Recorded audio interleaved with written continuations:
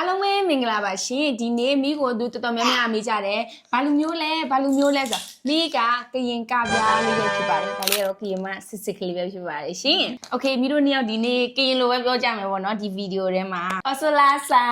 င် မအဲ့ဒါနေတို့လူကရင်မဟုတ်လေ ဟာကရင်နော် ဒါဘိုးကရင်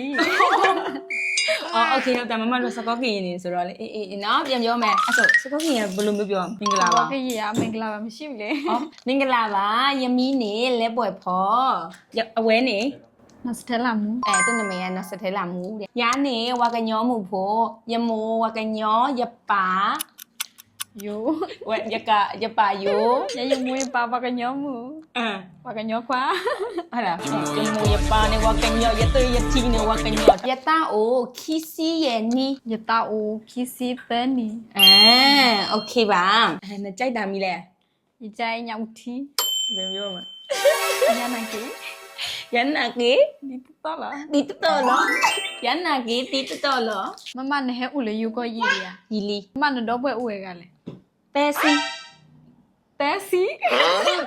အဲ့တရားပေါင်းစေတာ မမရတော့သူငါမေဖေမြောင်းနေမှာမဟုတ်ဘူးပဲခီ တဲက တော့တဲကအနော်အကိုရာတဲက မမဘာလို့ကရင်စကားမပြောတဲ့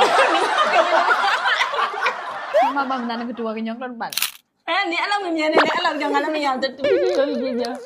ဘာမတန်ကတူဝါကညောကလတ်ပါလေ အော်မိရဘာဘလို့ကရင်စကားမပြောတတ်လာလဲဆိုတော့အမိုးကကြတော့ကရင်လို့တိတ်မပြောဘူးတိတ်ပြီးတော့မပြောတယ်နားမလဲ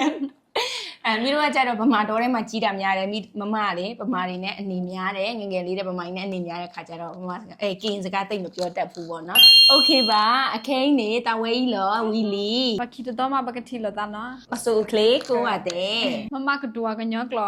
ပီတပီကိုရလဲကွန်မန့်နော်မိခင်ရလို့ပြောတာပြီးမပြီးဆိုတာကိုကွန်မန့်မှာရေးခဲ့အောင်နော်